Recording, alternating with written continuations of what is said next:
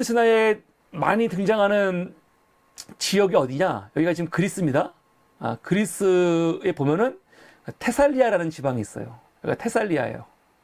테살리아. 여기가 펠레폰네소스 반도이고, 여기 크레테섬. 여기 흑해가 있죠. 흑해. 이 흑해 북쪽이 지금 전쟁이 난 어딥니까?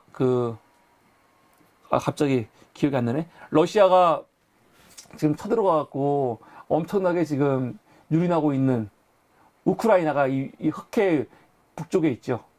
그리고 흑해 이 옆쪽에 이제 요번에 지금 이 아르곤 원정대와 관련해 가지고 아주 중요한 황금 양털이 있는 바로 콜키스가 여기에 있습니다. 근데 이 테살리아 지방이 되게 중요해요. 테살리아 지방에 있는 이올코스라는 그 도시의 왕이 바로 이아손이 등장하는 도시이고, 또 테살리아는 그리스 신화에 엄청나게 많이 등장합니다. 테살리아.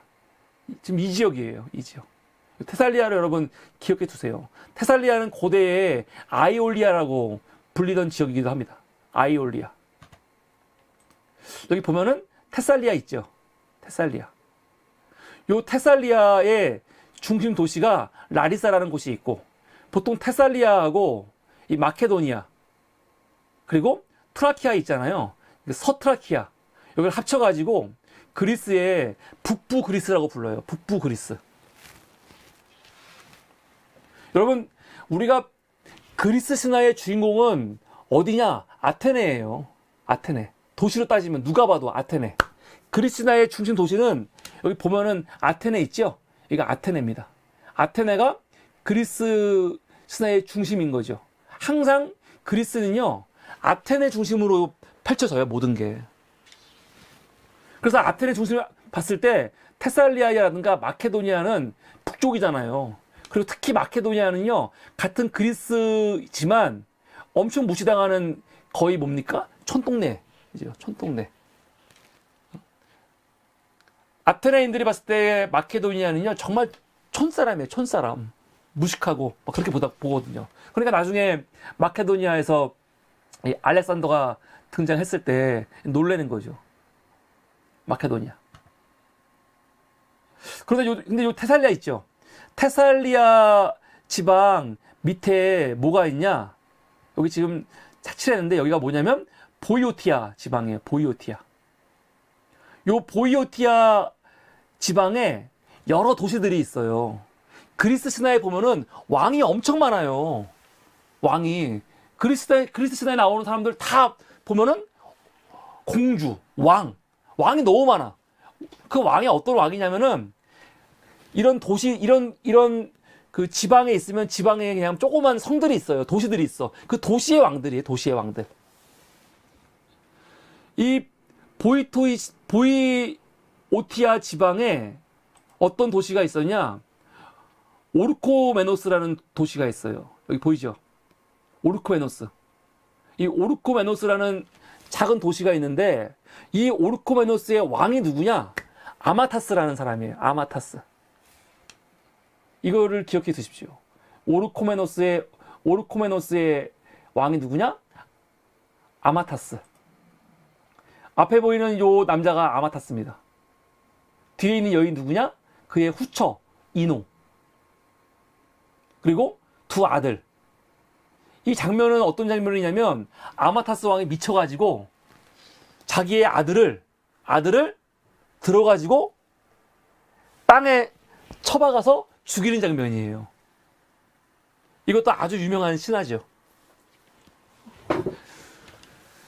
그 이노가 누구냐면요. 이거 좀 설명이 필요한데, 이노가 누구냐면 테베의 공주예요. 테베의 공주. 여러분, 그리스 신화에 보면은 제우스가 사랑했던 그 인물들이 많지 않습니까? 제우스가 신들도 사랑하고 님프도 사랑하고 심지어 인간들하고도 사랑을 해요. 근데 제우스가 사랑했던 인간 중에 사람 중에 여인 중에 누가 있냐면 세멜레라고 있어요. 세멜레. 앞에 보이는 이 여인이 세멜레예요. 그런데 신들은 인간에게 신의 모습을 그대로 보일 수가 없어요. 근데 이거는 그 성서도 마찬가지예요. 성서도. 성경에서도 보면은 인간들이 그 천사를 만나면요. 뭐라고 하냐? 아, 이제는 내가 죽었구나. 막 그렇게 고백을 해요. 그러니까 그리스건 고대 근동이건 성서건 인간은 신을 직접 볼 수 없다. 그런 의식이 있습니다.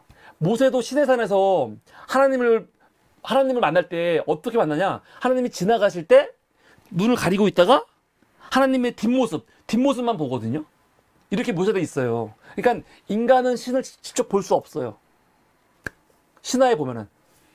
근데 세멜라 같은 경우는 자기가 제우스하고 사랑에 빠졌는데 뭐라고 하냐? 제우스한테 당신의 모습을 보여주세요. 라고 요청을 해요. 제우스가 안 보여주죠. 봤다가 죽는데. 근데 문제는 뭐냐? 세멜라가 제우스한테 부탁을 하기 전에 제우스한테 맹세를 시키죠. 그 하계에 있는 스틱스 강이라고 있어요. 하계에 강들이 흐르는데 그 중에 스틱스 강이라고 있습니다. 그 스틱스 강에 맹세를 하게 해요. 여러분 그리스 신화에서 스틱스 강은요, 어떤 사람이 내가 스틱스 강에 걸고 맹세를 한다. 이거는 무조건 지켜야 되는 거예요. 신들도 만약에 스틱스 강에 맹세를 하고 약속을 했는데 안 지킨다. 그럼 저주받습니다. 무조건 지켜야 돼요. 근데 제우스가 이 세멜레 때문에 스틱스 강에 맹세를 하잖아요. 약속을 지켜줄게. 네 부탁을 들어줄게. 그래가지고 부탁이 뭐였냐? 당신의 본 모습을 보여주세요. 그래서 결국 제우스가 자기의 모습을 보여주니까 그 광기, 태양신인데, 벼락의 신인데, 제우스가 그 벼락, 천둥, 그 빛을 보고 세멜레가 타 죽어요. 사실 이 이야기는 왜 벌어지는 거냐면 헤라가 일부러 부추긴 거죠. 일부러 자기 남편이 바람나가지고 이 여인한테 저주를 주려고 사실은 부추긴 거 아닙니까? 근데 이때 세멜라가 제우스의 아이를 임신을 한 상태였죠. 그래서 제우스가 세멜라가 타 죽기 전에 그 몸에서 그 아이를 끄집어내가지고 자기 허벅지에다가 아이를 집어넣은 다음에 어떻게 해요? 키워요. 그 애가 누굽니까? 디오니소스. 그래서 나중에 디오니소스가 출산을 할 때 어떻게 출산하냐? 제우스의 허벅지에서 출산이 되는 거예요. 그 디오니소스가 뜻이 뭐냐면 두 번 태어난 자. 어머니의 태에서 한 번 태어났고 밖으로 나왔죠. 그리고 아버지의 허벅지에서 또 한 번 나온 그 신이 누구냐? 디오니소스. 두 번 태어난 자. 그래서 제우스가 그 디오니소스를 맡겨야 될 거 아니에요. 헤라를 피해가지고. 헤라가 지금 디오니소스의 엄마까지 죽였는데 그 아이까지 위험해. 그래갖고 이 아이를 누구한테 맡기냐? 이 세멜레의 자매인 이노한테 맡기는 거죠. 이노. 그래서 이노가 헤라 몰래 디오니소스를 키우는 거예요. 그것 때문에 헤라한테 저주를 받아가지고 아마타스가 미치는 거예요, 나중에. 그러니까 아마타스가 미쳐가지고 미친 게 아니죠. 한마디로 독사한테 물렸는데 그것 때문에 환각을 봐요. 자기 부인 이노는 암사자, 두 아들은 새끼사자. 그래서 사자 세 마리가 자기를 위협한다고 생각하는 거야. 그래가지고 그 사자를 잡아가지고 이 아기 사자를요 때려 죽이는 거예요. 알고 보니까 자기 두 아들이죠. 나중에 이노도 이걸 보고 아이를 안고 강에 투신해서 죽어버리고 아주 비극, 엄청난 비극이죠. 이 비극의 이 가정. 여기서 중요한 게 몇 가지가 있는데 그 이노가 누구냐? 테베 왕의 딸이에요. 테베 왕. 그리스 신화는 아테네가 사실은 주인공이 되고 테베 같은 나라들이 굉장히 강력한 나라였는데 그 나라들이 망하는 이야기거든요. 그래서 그리스 신화의 모든 비극의 중심에 누가 있냐? 테베가 있어. 테베 출신들의 이런 공주들, 왕자들, 왕들. 오이디푸스 왕, 테베 왕이죠. 테베 왕. 응? 세멜레, 이노 다 테베예요. 나중에 보세요, 여러분. 테베 출신들이 다 저주받아요, 이렇게. 그리스 신화는 굉장히 사실은 이 뭐라고 할까? 그게 있는 거예요. 신화 자체가 아테네의 승리, 그리고 아테네를 제외하고 테베라든가 스파르타 같은 강대국들이 있거든요. 그런 강대국들의 사실은 몰락, 그거를 뒷받쳐주는 그런 이야기죠. 그리스 신화 전체가 어떻게 보면은 이 아테네의 승리의 신화예요. 승리의 이야기. 그걸 볼 수가 있죠. 제가 여기서 근데 갑자기 이야기를 왜 하는 거냐면, 아마타스의 부인 이노가 여러분 되게 불쌍하죠. 지금 보니까. 불쌍하지 않으세요?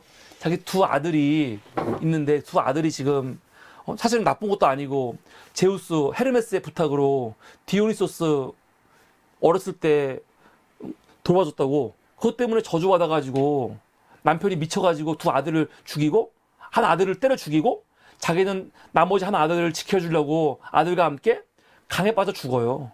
얼마나 비극이에요. 그 이노가 얼마나 불쌍합니까? 이노. 그런데 우리가 그리스 신화를 보면요, 단편만 보면은 이노가 불쌍해. 근데 이 이노도요, 사실은 꼭 불쌍한 여인만은 아니에요. 그게 참 재밌어. 그리스 신화는요, 그 세계관이 굉장히 넓어요. 너무 방대해. 우리가 그리스 신화를 보면은 그냥 어떤 누구누구 이야기 단편으로만 많이 봐서 그렇지, 그 이야기들을 막 파고 올라가죠? 그러면 이게 다 연결이 돼요. 다 연결이 돼. 그 사람이 누구 아들인지 누구 딸인지, 또 그 아버지들은 누구 아들이 누구 딸인지, 이걸 다 보다 보면은 얘가 왜 저주받는지, 응? 이런 게 다 나와요. 그냥 이노가 되게 불쌍해 보이지만, 이노가 이렇게 저주받는 거, 이게 단순히 디오니소스 돌봤기 때문에 저주받은 거냐, 그것만 있는 게 또 아닌 거죠. 이노는요, 아마타스 왕의 둘째 부인이에요. 두 번째 부인. 원래 아마타스는 부인이 있어요. 누가 있냐? 네펠레 왕비. 네펠레라는 왕비가 있어요. 원래 부인도 있고 두 자녀가 있어. 아마타스한테. 잘 살았어. 너무 착한 부인. 네펠레. 아들 프리소스. 딸 헬레. 너무 잘 살고 있었어요. 잘 살고 있었는데, 아마타스가 이 오르코메노스 도시 말고 어디를 가느냐? 이 테베. 보이시죠? 테베에 갔다가 테베의 공주인 이노를 보고 반한 거예요. 그래서 어떡하냐? 이노를 데리고 와요. 그리스 신화는 다 이렇게 얽혀 있어. 그리고 어떡하냐? 자기의 한모양처 첫째 부인을 버려요. 네펠레를 버린다고요. 네펠레를 버리고 후처인 이노를 사실은 다시 재혼을 하는 거죠. 근데 이노가 얼마나 악랄하냐면요, 본처한테 지금 두 자식이 있잖아요. 프리소스 아들과 딸 헬레가 있으니까 그 두 애들이 보기 싫은 거예요. 보기 싫어서 어떻게 하느냐? 꾀를 쓰는데 백성들한테 그 밀을 줘요. 밀. 이 농사 지을 수 있도록. 근데 농사 지을 수 있도록 밀을 줘야 되는데, 그 밀을 어떻게 주냐면, 한번 기름에 구운 다음에 밀을 줘. 그 밀을 심었더니 농사가 되겠어요? 농사가 안 되지? 그래가지고 엄청난 흉작이 듭니다. 흉작이. 그러니까 백성들이 막 분노하고 왕한테 따지는 거지. 뭐 이때는 모든 게 다 왕 책임이니까. 그래서 왕이 델포이 신전에서 신탁을 구해요. 이거 도대체 어떻게 된 겁니까? 근데 그때 이노가 델포이 신전에 사제들을 매수를 해요. 매수를 해가지고 신탁을 조작을 해요. 검언유착. 거의 뭐 검언유착에 버금가는, 더한 거지요. 신탁을 조작을 한다고요. 근데 신탁이 뭐냐? 신탁이 아타마스 왕한테 너의 두 자녀를 제물로 바쳐라. 제물로 바치면 풍년이 올 거다.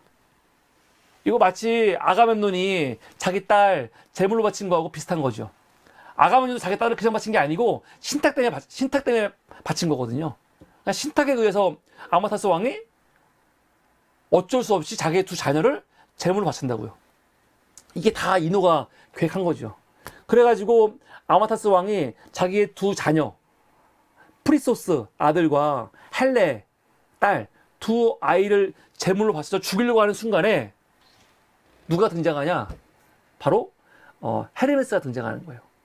그 엄마 네펠레가 자녀들이 위기에 처한 걸 알고 제우스한테 기도하거든요. 그러니까 제우스가 보고 너무 안 돼가지고 자기의 전령신 헤르메스를 보내는데 헤르메스가 뭘 보내냐? 황금 양털을 가지고 있는, 그러면서 하늘을 날아다니는 양이 있어요. 그 양을 보내줘요.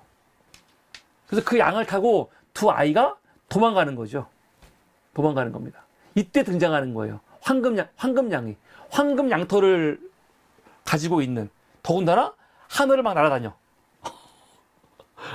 네펠레의 요청으로 헤르메스가 이 엄청난 양을 보내줘가지고 아이들을 구출하는 거죠.